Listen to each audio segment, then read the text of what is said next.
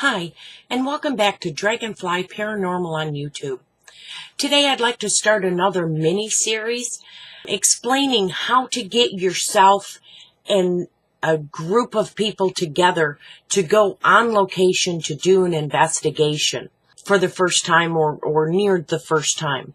As you remember, I have previously done a series of videos for beginners, and I'd just like to continue on with that to help build the knowledge base for people who may not have ever done this or for people who are still new to this. I'd like to jump into this and make this first part be about your notes and what to include in them in the pre, during, and post stage. So I'm going to jump into the pre-stage because you would have already done your research that I spoke about in my previous mini-series about the people and the locations and significant dates, if any, nicknames. You can go back and review the three mini-series that I've already done to get ideas as to how to do your homework before you jump into visiting a location. The next step is you want to make sure that you contact the owners or a person of authority that has permission to grant you access to allow you to hunt at this location, be it in a building or outside.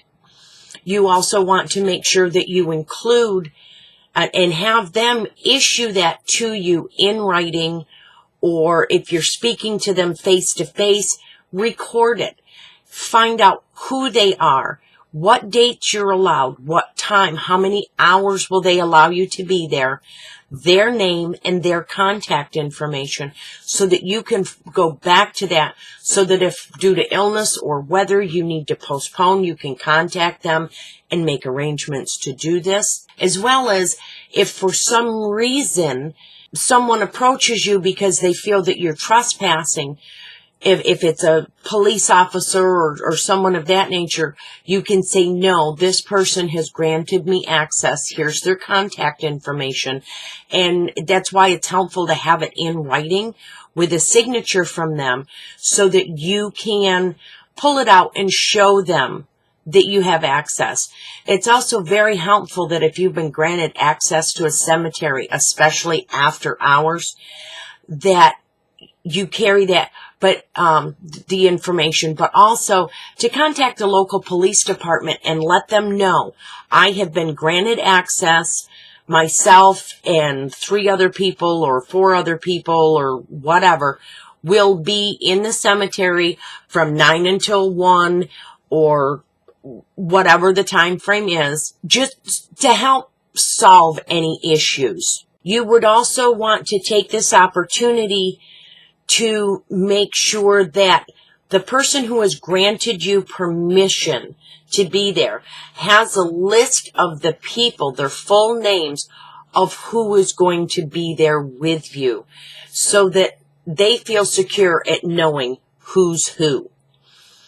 You would also want to try to meet with the person of authority, as I previously mentioned in an earlier video, to do a walkthrough with them. If not just before you start, then maybe a day before you start or earlier in the day, so that you can do a walkthrough. And this is something that you want to make sure you have in your notes, video and audio if possible, to document any vandalism or damage that you see before you even begin your investigation, so that you can't be held liable for damage that you did not cause.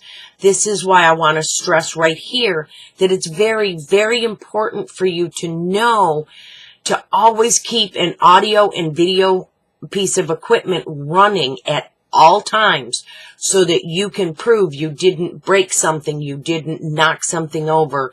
No damage was caused by you while you were there. Another thing to do, to have listed in your notes so that there's no confusion later on. Along with the list of the investigators that would be going with you is to also list the assigned roles that these people have either volunteered for or that has been assigned. Who's going to run the audio equipment? Who's going to run the video equipment? Who's going to be in charge of still photographs? Who's going to be in charge of being the note taker? These are all very important aspects. Who's going to be in charge of asking the questions? Who's going to be in charge of just making sure that everything is in top-notch running order? Who has the backup batteries? Who has the spare SD cards if that's what your equipment needs? What have you. I would like to give you a little piece experience here. Before you go on location, sometimes we've all kind of met those people who are just naturally noisy breathers. Those are the people you do not want to have running your audio or video equipment, because especially video equipment, because they tend to be near the face. But same with audio, they tend to, if they are naturally noisy breathers, either due to just a medical condition that they have, the way that their bodies were built, or if they have a cold at the time, it will drown out any EVPs that you may collect. So you do not want those people being in charge of those pieces of equipment during this investigation. It doesn't mean that they can't hold important roles. It just means that not to have them do that, at least through this investigation. Have them be in charge of the still photographs or the notes. Same with your note taker. You can't have someone who may have a 3rd or 4th grade reading level, writing level, try to be your note taker. Not unless they can write in like a shorthand or phonic method that you can easily decipher, which would then be fine. But you need to know that these notes are going into your permanent record. So you need to make sure that, you know, what they're writing is legible and can be understood. Another thing is you need to set clear rules and expectations for the people joining you.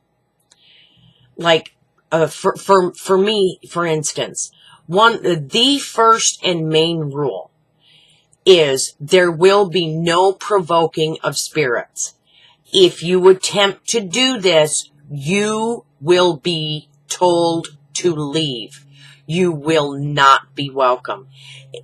And if they don't leave, we just close down the investigation and we leave. Another thing that should be maybe not in your notes, but as your standard operating procedure is protocols for inside and outside. What to do if you hear a noise, you see something, you feel something, you taste something, so that you know you have been able to find a reasonable answer for something, an event that may have happened. If you can't find that reasonable cause, then you can lay it to a paranormal cause and then go with it.